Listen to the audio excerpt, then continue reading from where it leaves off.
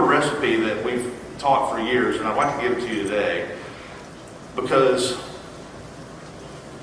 if I could sum it up in one sentence, it would be this: you don't get what you want in this business, you get what you are. Jot that down for the note takers. You don't get what you want in this business, you get what you are. And this is a little slippery to talk about. I had a conversation with my team about it last Sunday night, and I had a lot of response from it, and people seemed to have an aha moment. I want to share it with you. Hey, Aki, we haven't actually met yet. How are you? It's good to meet you. He's like the most encouraging guy in the world. He's got the best smile in the world.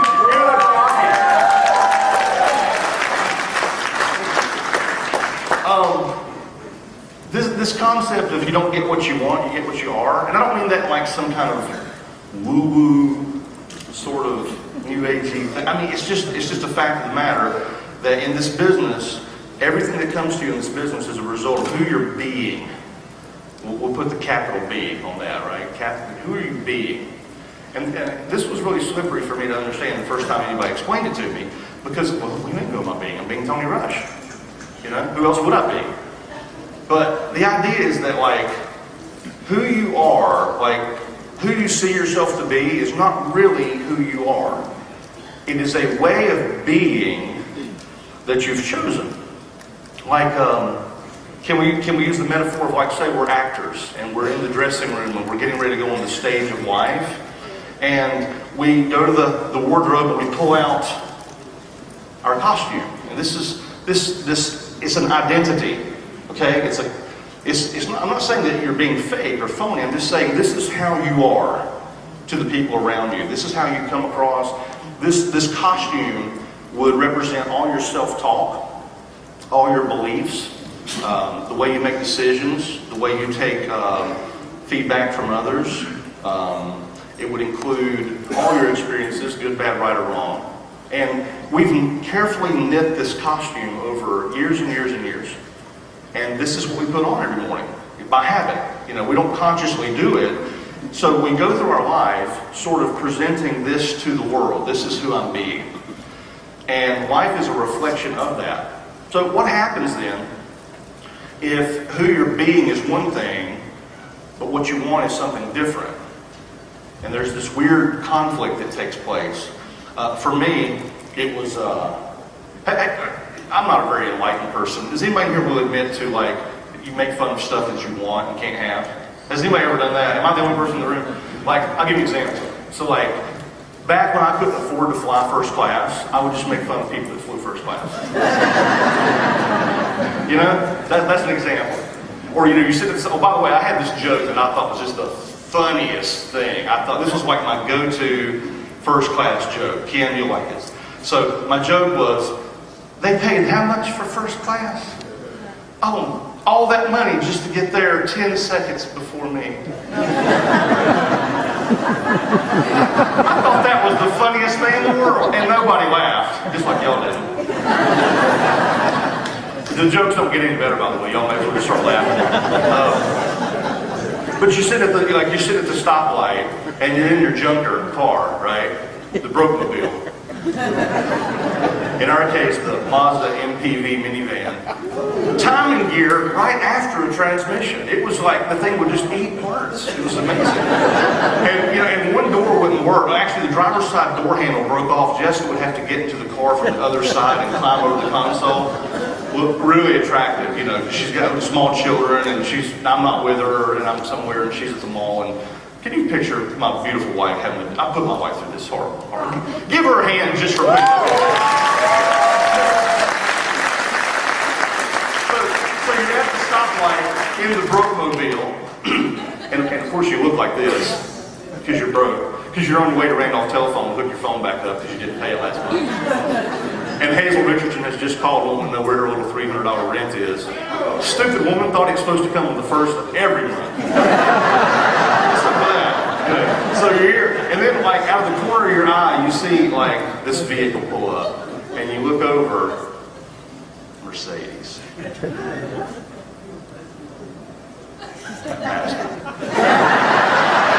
I mean, you just immediately know he's some greedy capitalist pig that probably screwed 1 million people to get that car. Not me. I've got my principles. And you make up all this stuff, right? Like, you don't even know the guy. He doesn't even know you're thinking about him because he can't even hear you because he's got this badass car. And he's like, what's that racket? Is that a Mazda? But he's like thinking of something amazing, but you're over here and by the time the light turns green, God, you're just mad. This guy has ruined your day and you didn't even know why. You're just like, go to work and now it's just a trickle-down effect. So like, I had all of that. I had every bit of that. I would make fun of anything that I wanted and couldn't have, but here's the thing, I didn't know I wanted it. I kind of did. Like, if you just said you like a Mercedes instead of a Mazda, of course I would say yes, but it never occurred to me that those things were available to me. It's just, it's like, I like word pictures. So, anybody ever, when you were a kid, now I'll be, it's 2012, I'll be 42 this year. I have to do that every time, by the way, I don't know how old I am. I'll be 42 this year. So does anybody remember Sears and Roebuck, like when you were like my age, and you remember you had to go to the back of the store, and there was a counter? You guys remember this? I don't know. So you go to the back of the store, you remember, yeah, and you tell the lady, like, hey, I'll place an order in the catalog, last name is Rush, and she's like, okay. And she goes to this big cubby, this thing of cubby, is that my ball spot?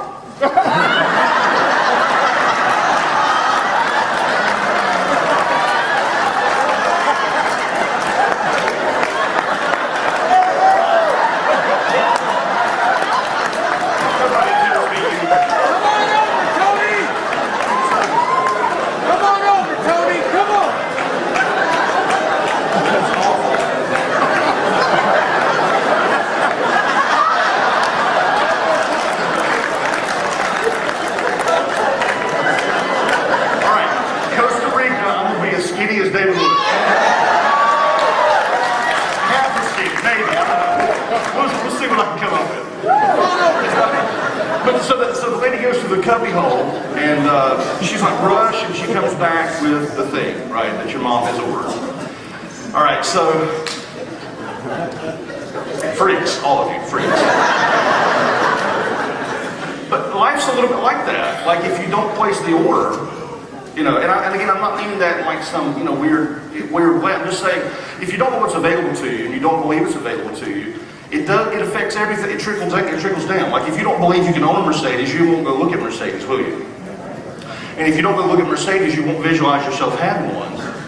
And if you don't visualize yourself having one, it trickles all the way down to like your basic decision making, your basic ability to how you think, the self-talk, how you feel sitting at a stoplight when a Mercedes pulls up beside you. It's like, that's not for me. And you don't even know what's happening.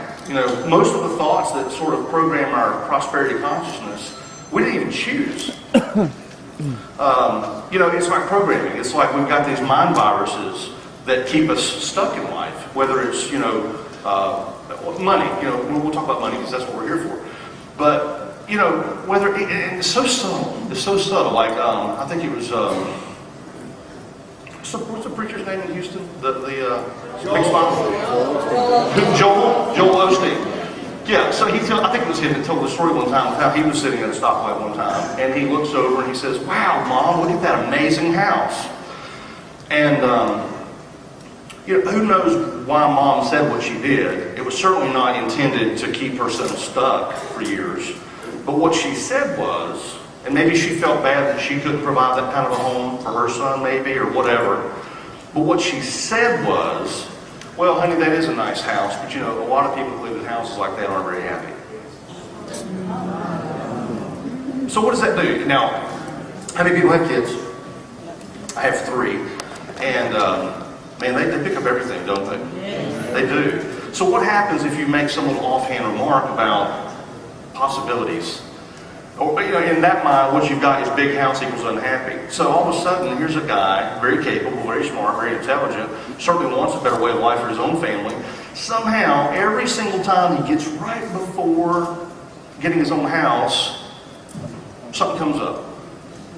Or he backs out. Or he doesn't even bother to go look at that open house anyway. And in 1,000 little ways, all these little decisions are sort of keeping us in our comfort zone, right? So we sort of stay stuck. And it's part of that survival process I think that Rob was talking about yesterday. Was it Rob? Maybe Curtis. Hey, Curtis Broom's badass. Where's Curtis? Give Curtis Broom a hand. Our guy this morning? Yeah. I really enjoyed Rob yesterday. So this whole thing is based on like survival. It's like we never want to, it's like, it's an automatic process. We're not thinking about it, it's just happening. And the coolest way to shift all that, if you want to go from like being broke to being super wealthy, you've got to make friends with money. You have got to start letting go of what you think you know about these wealthy people. So how many people, well first off, is this a really nice hotel? Yeah. Yeah, it is. Now how many people like staying in this hotel, and it's just us here. How many people like this is the nicest hotel you've ever stayed in? It's a few people. Okay? Yeah. Yeah. Right on. Very cool. So like, when I was growing up, it was Holiday Inn, Howard Johnson's, is that the one with orange roof, Howard Johnson's? That was a big popular choice for the Rush family, So Jessica and I used to come to Atlanta, and we would always ride by, and it's like, look at these hotels. Or you go on the website, you come to Atlanta, you go on the website, you look it up, it's like $200 a night, really? I mean, who would do that? Badasses! We do that, right? That's who stays in hotels like this. Who drives a Mercedes? Anybody that chooses to. There's not like some velvet rope that's like, well, these things are not for you. You just keep on going. No. Life and adopting a prosperity consciousness is all about choosing to think a certain way about where you want to be, and not just like having a goal or saying, I want to make $10,000. I remember when me and Jessica said, if we could just make $10,000 a month, God, that'd be like millionaires, But while we've got this goal, we got this sneaky old thinking, in the back of our mind saying, well, people, like in other words, like if $10,000 a month represented, let's say, a really nice luxury sedan and a great house, so we want the $10,000 a month, but then over here, we got this old sneaking thinking kind of thing that's just sort of keeping us stuck in the rented concrete block house, right? So my point here, a lot of what Curtis said it great this morning, there's a lot of the stuff that has to happen for you to go from being a grinder or someone who's worried about money to being someone who literally makes thousands of dollars every single day. A lot of that shift, most of it in fact, is in your head. It is a switch that you flip. Someone says, the obvious question, Tony, show me where that switch is. I will flip it. And I was the same way. I was like, hey, so when I first got this, and Curtis said it great this morning, it's different for everybody. Because you've got your own particular soup of lack consciousness. Here's some popular ones, right? Well, money doesn't grow on trees. We might not be wealthy, but at least we love God. Yeah, that's another. We get them a lot. What do you think I'm made of? Money. Poor as a church man. There's a lot of these are religious actually too. It's just how it works.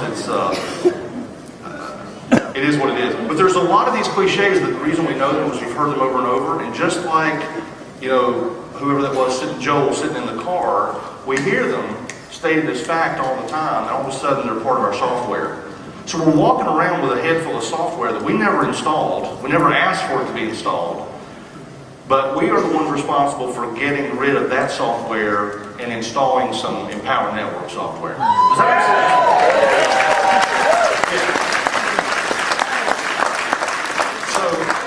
To that end, this is not for wussies. This is not for wimps. This will be some of the most mentally challenging work that you'll ever do. On one hand, it is very easy or simple. On the other hand, you're having to create a new habit. How many people have ever tried to create a new habit and you found that wasn't as easy as, So the head stuff, the mind work can be challenging because you're constantly, every day, you're having to replace how you feel about that guy sitting next to you in the Mercedes. You consciously look over there and say, what an amazing automobile.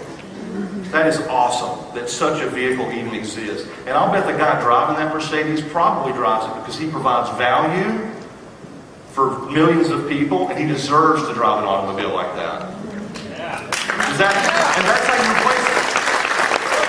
That's how you replace it. We would get a bill. You remember this thing? We would get a bill that comes in, and we would write on the bill, this bill is completely and immediately paid. Just write it on the bill, and then put it on the desk.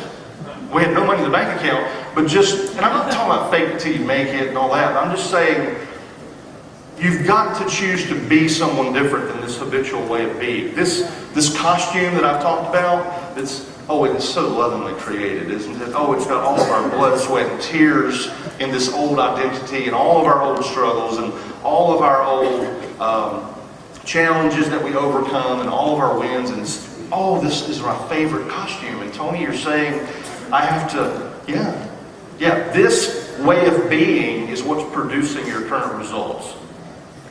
Okay? This is what the source of what's... See, the recipe is... I can write on the board. They never give me markers. So here's the correct recipe. Be, do, and have. Yeah. Okay? 95% of society live it this way. Hold on, he's taking my picture.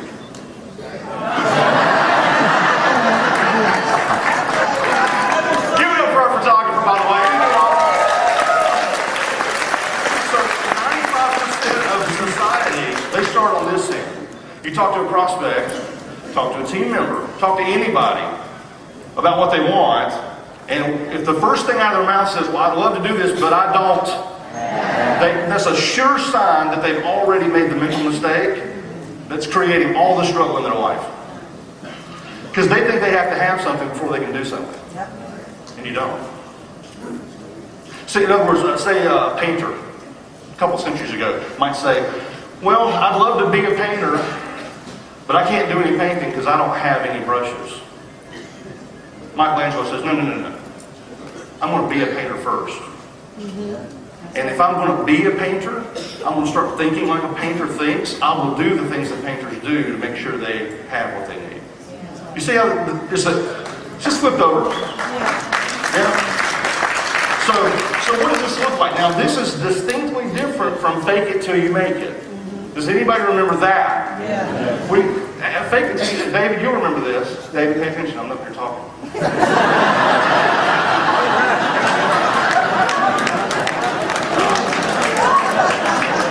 You pay me all this money to talk for 28 minutes and you're not even listening to me. I'm just kidding. But you remember, fake it till you make it. Remember the guys who used to park their old clunker around the corner at the hotel? And they would come in with a fake Rolex, and they spent everything on one suit, and they come in and you remember that, right? Fake it till you... Was that you, Sharp? Yeah. That's... Huh? So you put the Ford truck in the back, and you walked in the front of the nice hotel with the one suit you owned, and nice Daytona on your wrist that you picked up for $25 at the airport. Yeah. So that's fake it till you... Y'all continue your conversation. So that's fake it till you make it. Fake it till you make it is telling people you've made money or had results that you haven't made. That's not what this is. You know, we are about authenticity. If we've not learned anything about Empower this weekend, have we not learned that it's about just being who you are? Yeah. Have you ever met anybody like David Wood, David Sharp, that get on stage and yeah. All right, so this is not that. This is not fake it till you make it. This is, I'm going to choose to be the person today.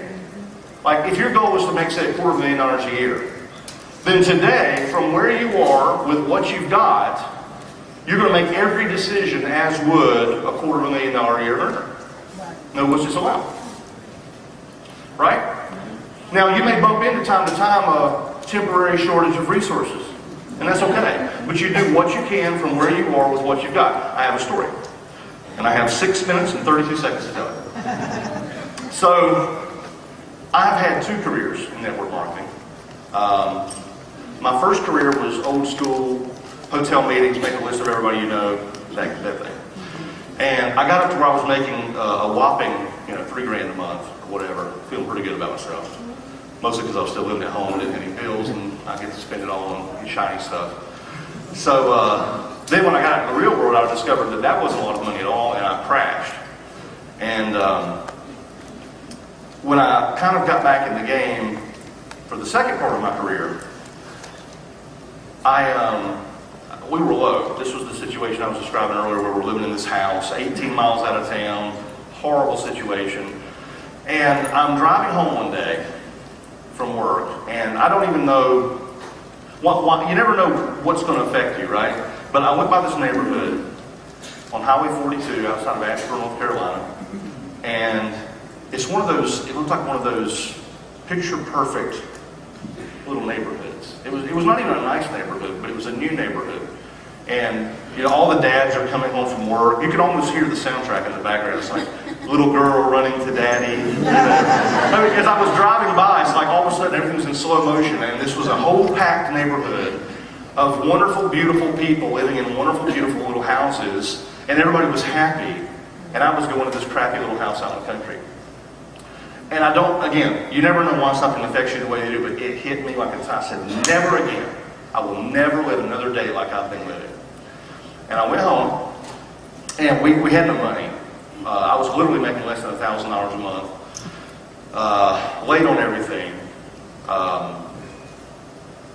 And I went home and I said, Jessica, we're moving. And she said, I said, Jessica, we're moving. You see what happened just like that?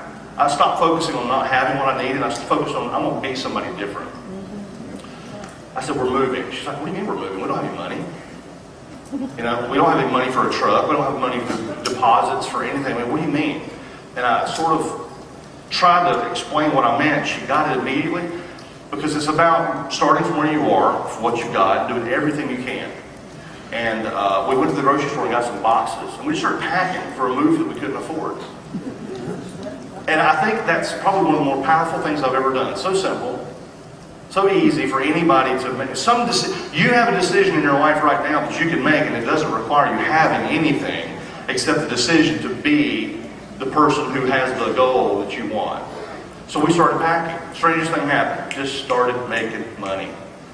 It was this little business I was in, paid nothing like Empower Network. But I had this little ad running, and I was talking to people on the phone. Same presentation, same company, same product, same pay plan. And all of a sudden, we started packing. And again, this is not some, weird thing. Ooh, Tony started packing, and then all the planets lined up, and all the. All I'm saying, I chose to be somebody that's going to get his family out of the hole. I chose to be somebody who's going to drive a Mercedes. I chose to be somebody that's going to know what it's like to have lots of money swishing into my account every day. And in response to that, I started doing about the same thing I was doing, but I went after it for a good reason. I didn't have a really powerful why at that moment. Now I've got a why. I've got to move. Get out of this hellhole. And money just started coming in. It was the craziest. It was almost like a switch, too. It's like that quote, who's read Think and Grow Rich by Napoleon Hill? Everybody in the room, okay. There's a clue, So he said, you remember the quote early in the book where he said, when the money comes, it will come so quickly that you'll wonder where it's been hiding all the lean years? Is that like everybody's favorite quote? Yeah. Just like when you read that, didn't you think, God, I hope that's true for me? I did. Yeah. And the strangest thing happened. Within 90 days, we're living 600 miles away in a house that they told us we couldn't afford. We were making, at that point, I think a couple $1,000s a week. And just absolutely on our way to living the life. But here's where it started. It started with choosing to get rid of that old programming and start celebrating prosperity wherever you see it. Celebrate the fact that there even exists a hotel that can charge $2,000 a night. You should see the suites. I mean, you deserve it. You deserve to stay if you want to. Now, here's the thing. We drive a minivan. I drive a minivan because that's what works for our family. We have 3 kids, and they're growing, they're getting bigger. But I'm not going to get a Mercedes right now because the back seat will be full of gummy bears and goldfish. We'll get another Mercedes later, but right now the minivan works for us, and so that's okay. So this is not about we need to impress anybody. If we've learned anything this weekend, Empower Network is not about impressing anybody. It's just about being yourself, being true to your values and your goals. But if you want the experience of saying, let's go up to Atlanta and let's stay in a great suite. They make these suites for anybody in this room. You wouldn't go to the counter and they say, yes, we do have a room, and yes, it's available, but no, you can't have it.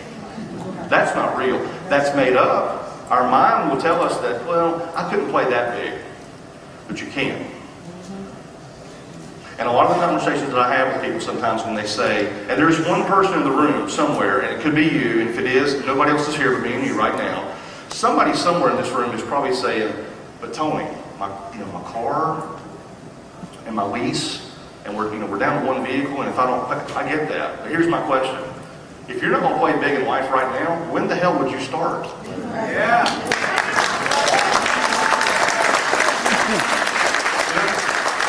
So let me close this and I'm done. And this is just Tony Rush. I'm not speaking for the company here. But I think this is in alignment with the company. Here's what I see Power Network is. This is just a place for people who just want to get it done today.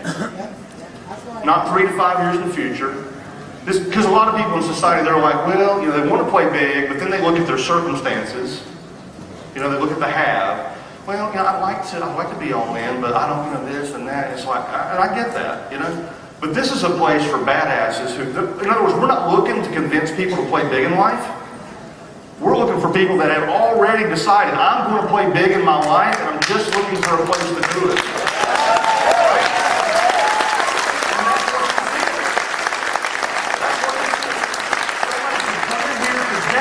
Today, any one of us, anybody in the room today or a brand new person can join today and be off and running and making $20,000 a month in the next 90 days. That's real. You're a giant drowning in 3 feet of water. Stand up. That's what's available for us here at the Power Network. So that's the thinking that has shifted for me. That's what pumps me up. The more I talk about it, the more this feeds my business, the more excited I get. I know what the next 90 days of my life is about to look like, and I am jacked up. I am so jacked up.